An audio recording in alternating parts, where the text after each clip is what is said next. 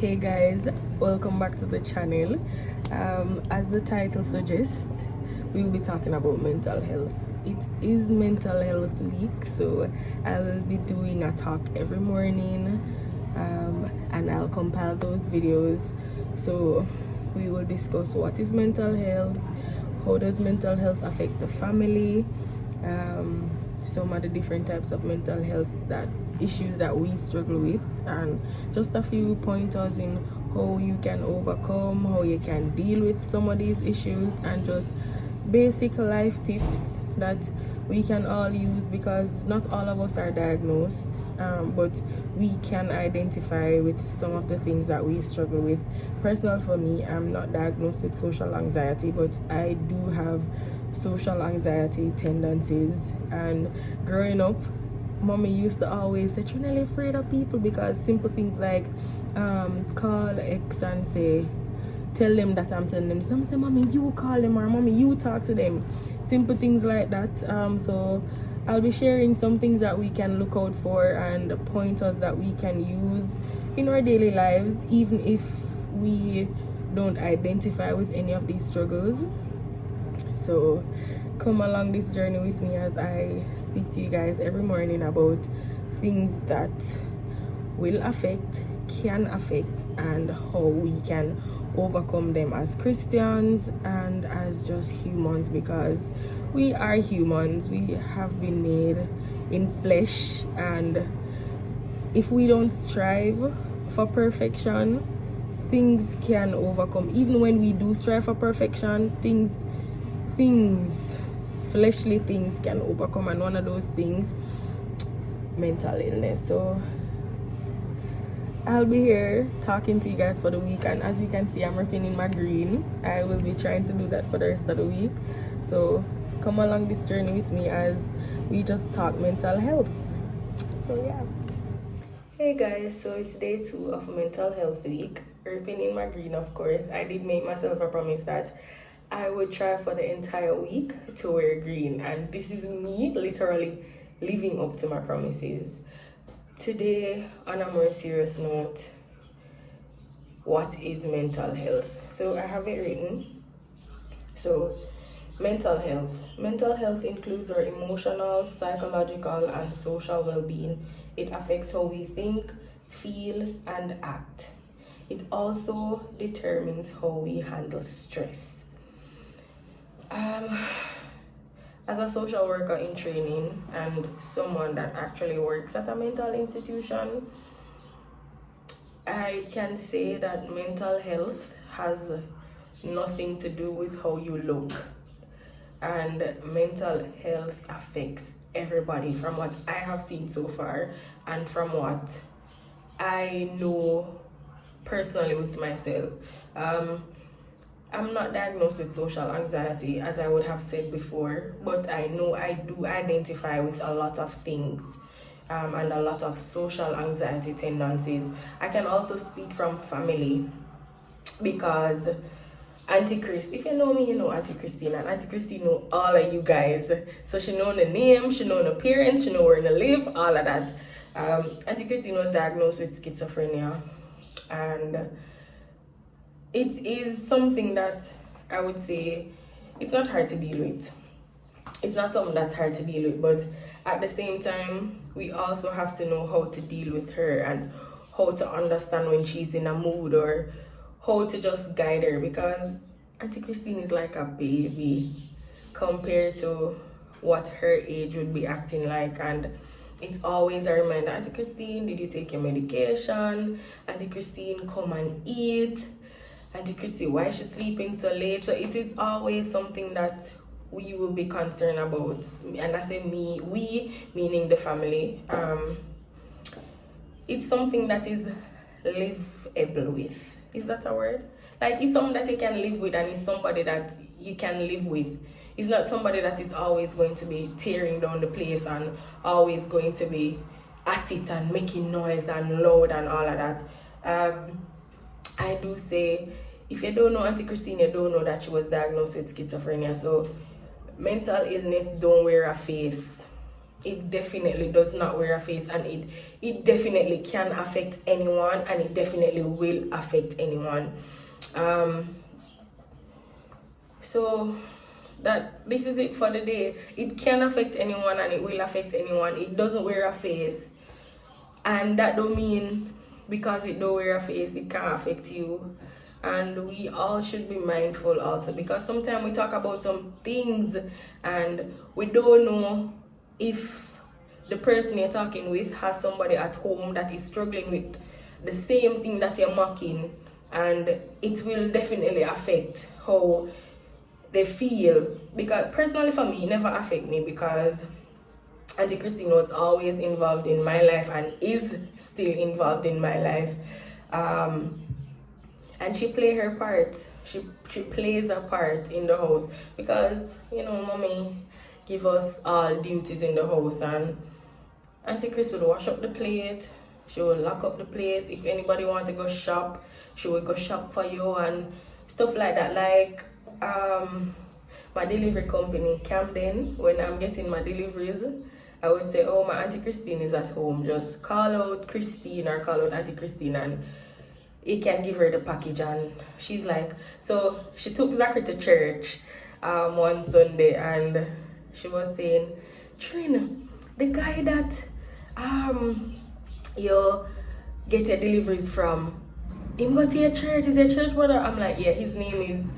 So he goes to my church, and oh, because I wonder, oh, him know where you live, and I'm like, yeah, him go church. So she knows, she is very observant, and she knows you, she knows your name, she can follow argument. So it's not something to be, oh, you're diagnosed and that's it.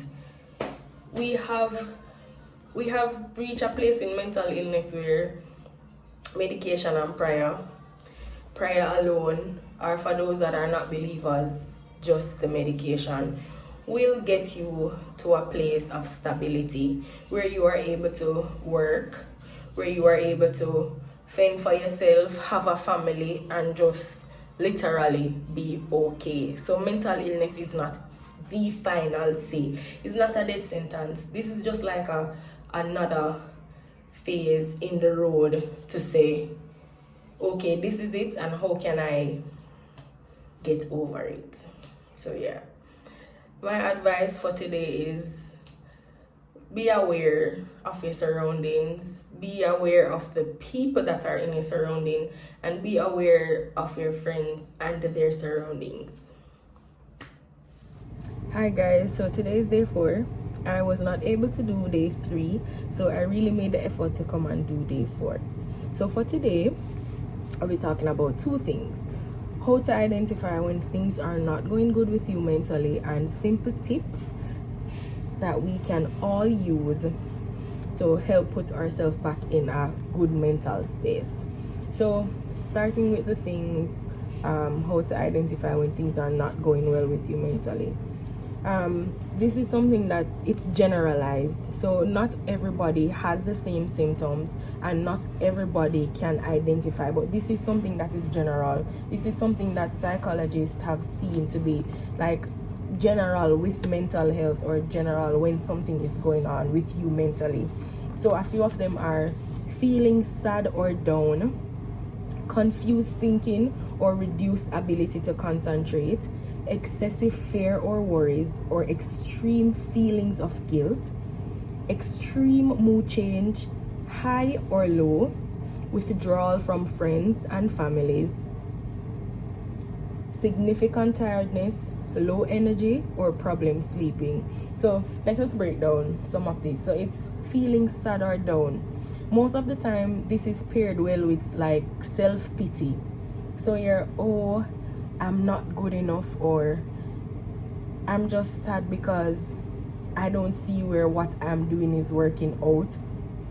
And not saying that we are not going to feel sorry for ourselves, or we are not going to have that moment where things may not seem how we want them to seem, but it is the continuous trend of self-pity. It's the continuous trend of feeling sad or feeling extremely down, so you're low. It's no point in time of the day, of the week, of the month or so, or however time you're feeling sad, a feeling of happiness will ever appear.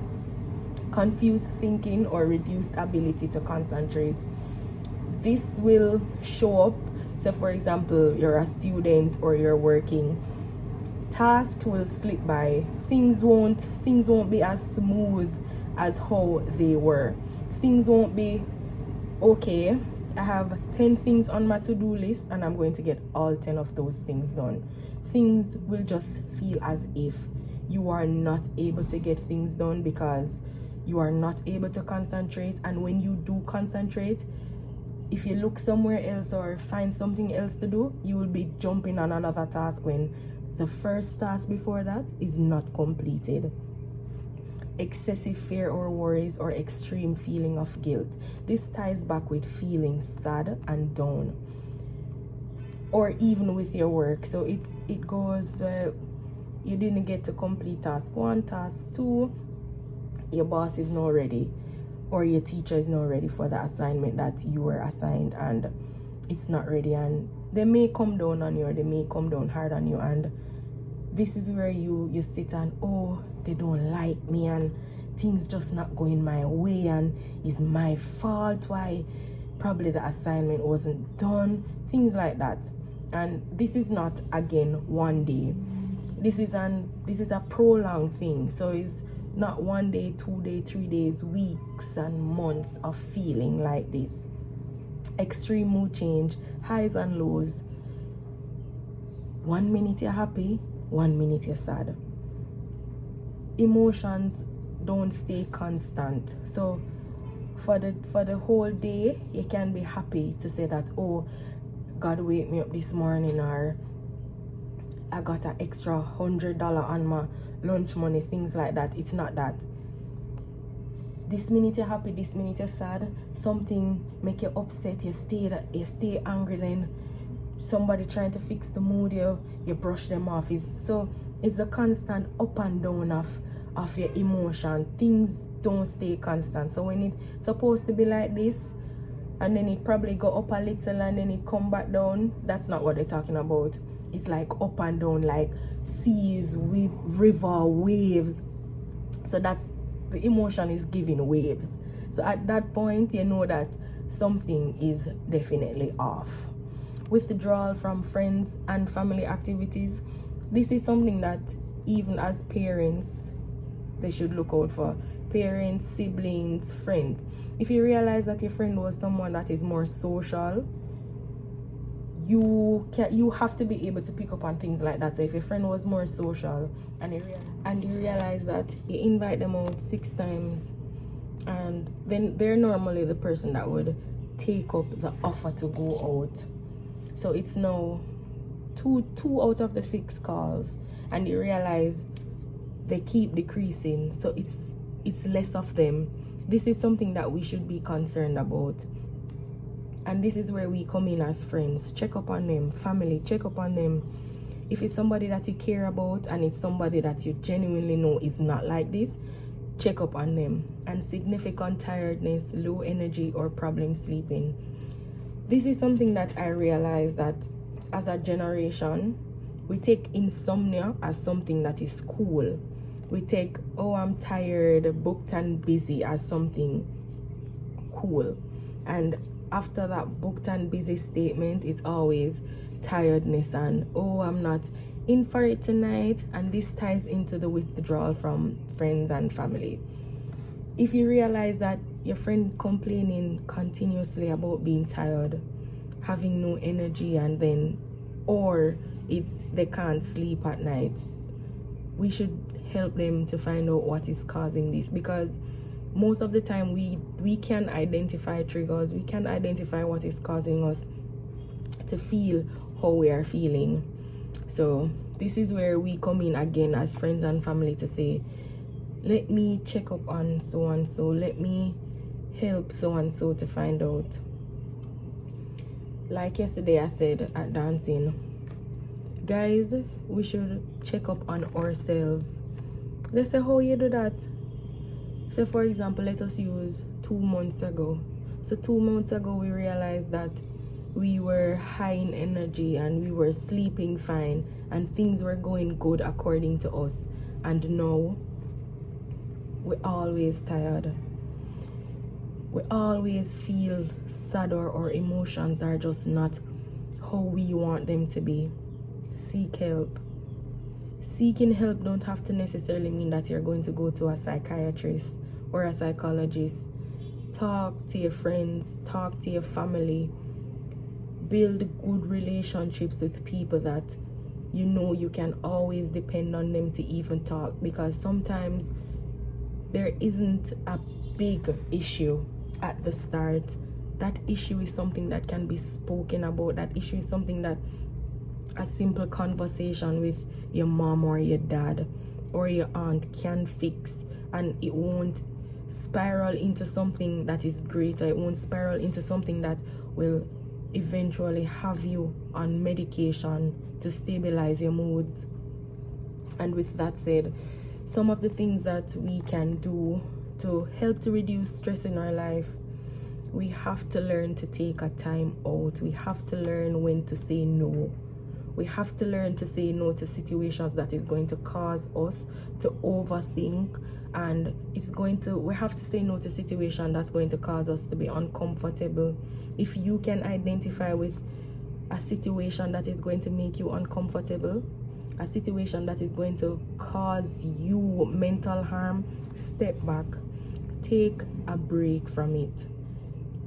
I wouldn't even say take a break, I would say leave it. If it's something that you can leave it alone, because we have to protect ourselves and we have to protect our mental state, because without our mental state we won't be able to do anything. And again, some of the things that we can do: if you love dancing, you can dance. If you love to draw, enroll yourself in an art class, or go on YouTube and find things to draw. Keep yourself occupied with things that you love, positive things that you love, because some people will take up drugs and alcohol because it makes them feel better in the moment. But we're not talking about in the moment. We're talking about long-term things that can help us to be stable for the long run, not for 5 minutes, not for 20 minutes, not for half an hour when we know we have to go back for it, to escape our issues and escape our problems. We're not looking to escape, we're looking to get it solved, we're looking to fix it. And pray. Nothing beats prayer. Pray. Nothing beats prayer. God is the divine doctor, the divine healing. He will show you. Pray to him and he will definitely show you ways in which you can reduce stress in your life. So if it's work, I wouldn't say find another job, because it's not as easy doing it as saying it. But we have to put measures in place to protect ourselves and protect our mental health.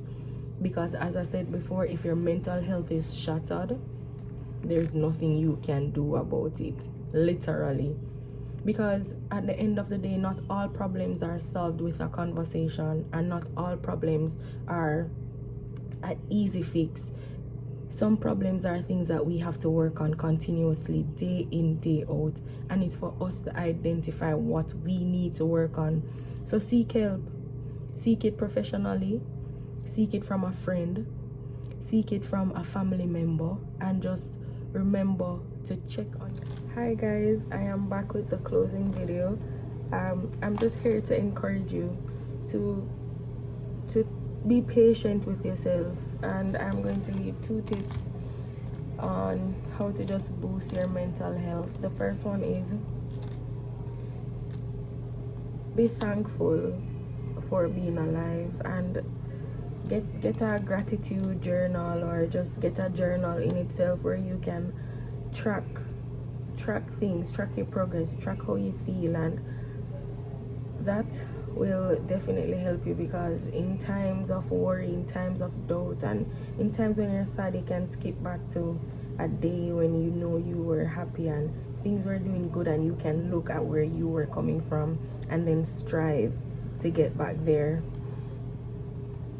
Work on your strengths. Don't be, I would say, don't be too hard on yourself, because everybody struggles, and everybody's struggle is different. So don't think that what you are going through, yes, somebody else may not be going through it, but at the end of the day, we do have to be patient with ourselves, and we do have to understand that we won't be like our neighbor, and things happen for us different, and we also have to look to the end of the tunnel where things will be okay. Don't look behind you, don't look at the dark, look to the light at the end of the tunnel, and appreciate your journey, appreciate the things that are happening now, so that when better days are coming, or when better days do come, you can say, yes, this is where I'm coming from, and this is where I know I don't want to go back to, because then you will appreciate where you are. Always remember to show yourself love. Tell yourself that you're proud of yourself, even if the thing that you did in your eyes was small. It doesn't matter. Appreciate yourself, appreciate every step of the way, and do appreciate the journey. Mental health is frail, and mental health is something that we do have to take into consideration in our daily lives. So please check yourself, check on yourselves, and check on your family members, and check on your friends. Have yourself a blessed day, night, evening, or afternoon, whenever you watch this. But please do remember, mental health is important. Bye guys, and thank you for watching.